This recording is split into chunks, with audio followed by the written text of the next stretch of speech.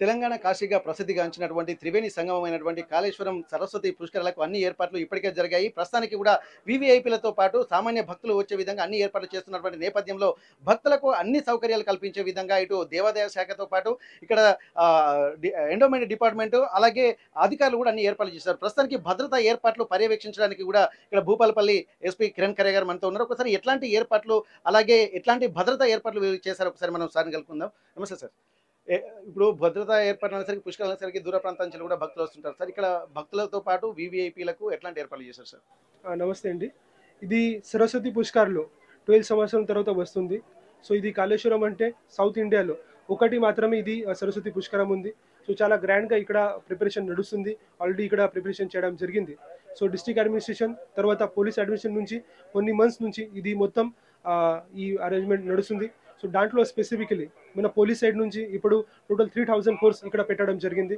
So దాంట్లో 50+ DSPs as well as additional SP rank officer పెట్టడం జరిగింది. కొన్ని ఐపీఎస్ ఆఫీసర్ కూడా ఇక్కడ వస్తున్నారు.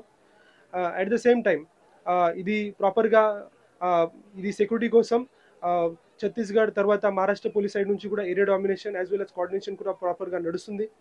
As well as NDRF SDRF తర్వాత ఫైర్ డిపార్ట్మెంట్ నుంచి కూడా ఈ వాటర్ సేఫ్టీ తర్వాత స్టాంపెడ్ కోసం అక్కడ కూడా ఇది ప్రాపర్గా మెజర్మెంట్స్ పెట్టడం జరిగింది. పోలీస్ సైడ్ నుంచి కూడా అండ్ రెవెన్యూ సైడ్ నుంచి ఒక సెపరేట్గా ఇంటిగ్రేటెడ్ కమాండ్ కంట్రోల్ సెంటర్ ఇది పెట్టడం జరిగింది. ప్రాపర్గా ఇది ట్రాఫిక్ రెగ్యులేషన్ కోసం 100+ ఎకరం ఇది పార్కింగ్ ఏరియా కూడా పెట్టడం జరిగింది. సో దాంట్లో కొన్ని 1-way 2-way సిస్టమ్ కూడా పెట్టడం జరిగింది. సో స్పెసిఫిక్లీ ఎవరైనా వరంగల్ నుంచి వస్తున్నారు, హైదరాబాద్ నుంచి వస్తున్నారు, they should follow Parkal, Bhupalpalli, Mahadevpur తర్వాత కాళేశ్వరం రూట్ ఫాలో చేయాలి. Mancherial, Sironcha Maharashtra people they should come from the Sironcha bridge నుంచి రావచ్చు. సో ఇక్కడ 1-way సిస్టమ్ విఐపి రోడ్ సెపరేట్గా కూడా చేయడం జరిగింది. So that there should not be any kind of traffic issues.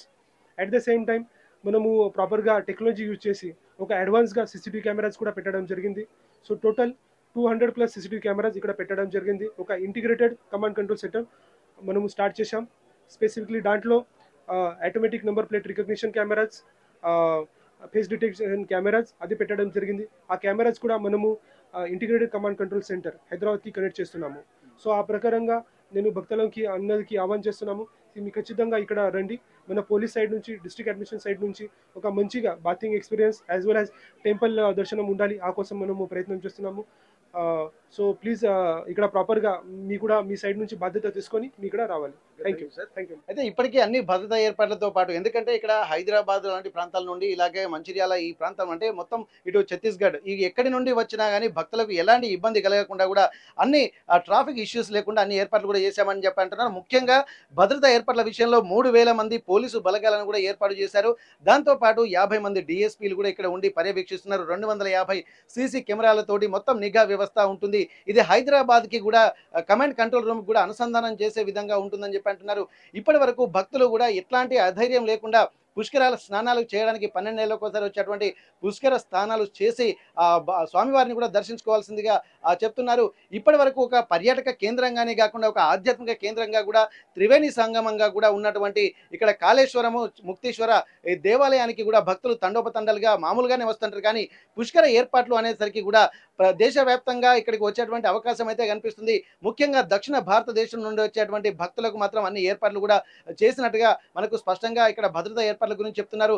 ఇక్కడ స్వామివారిని దర్శించుకోవడానికి కూడా ఎట్లాంటి ఈ భద్రతా ఏర్పాట్లు కూడా చేశామని చెప్పి అంటున్నారు. ఇక్కడ పుష్కరాలకు సంబంధించి ఒక్కసారి మనం చూడొచ్చు. ఇక్కడ ఎక్కడ చూసినా కానీ భక్తులు ఉదయం నుండే పుష్కరాలకు సంబంధించి కూడా స్నానాలు భక్తులు పుణ్య స్నానాలు ఆచరిస్తున్నారు. ఈ రోజు నుండి మొదలు 12 రోజుల పాటు జరగాల్సినటువంటి ఈ పుష్కరాలకు కూడా తండోపతండాలుగా భక్తులు తరలి వచ్చేటువంటి అవకాశం ఉంటుంది. 12 రోజుల పాటు అన్ని ఏర్పాట్లు అయితే చేశారు. ప్రస్తుతానికి మనం వివిఐపి ఘాట్ దగ్గర ఉన్నాము. వివిఐపి ఘాట్ దగ్గర నుండి చూసినట్టయితే అన్ని ఏర్పాటు చేస్తారు. ఎందుకంటే ఈ ఎండలు ఉండడంతో కొన్ని మ్యాట్లు కూడా ఏర్పాటు చేశారు. ఎందుకంటే ఇసుక కాలుతుంది కాబట్టి పైన ఇక్కడ టెంట్ లాంటిది వేసి కింద మ్యాట్లు కూడా వేసి ఒక ప్రత్యేకమైనటువంటి ఫెసిలిటీస్ కూడా అన్ని కల్పించారు. ఇక్కడ దాదాపు అంటే నది సంగమం నీటి వరకు కూడా అన్ని ఏర్పాటు చేసినటువంటి పరిస్థితి కనిపిస్తుంది. మరి కాసేపట్లో ఇక్కడ సీఎం గారు కూడా రాబోతున్నారు. వచ్చిన తర్వాత వారు కూడా పుష్కర స్నానాలు ఆచరించి ఈ దీనికి సంబంధించి దిశానిర్దేశం చేసేటువంటి పరిస్థితి కనిపిస్తుంది. ఇప్పటి వరకు నార్త్ ఇండియా సైడ్ ఎక్కువగా ఆధ్యాత్మిక ప్రాంతంగా ఉంటున్నటువంటి నేపథ్యంలో తొలిసారిగా తెలంగాణ రాష్ట్రం ఏర్పడిన తర్వాత అత్యంత కట్టుదిట్టమైనటువంటి భారీ భద్రతా ఏర్పాట్లతో పాటు అన్ని ఏర్పాట్లు కూడా చేసినటువంటి మొదటి పుష్కరాలుగా దీన్ని అభివర్ణించేటువంటి అవకాశం అయితే కనిపిస్తుంది. ప్రపంచంలో ఏ మూల ఏ క్షణం ఏం జరుగుతుందో వేగంగా తెలుసుకోవడానికి తొలి వెలుగు వాట్సాప్ ఛానల్ని ఫాలో చేయండి.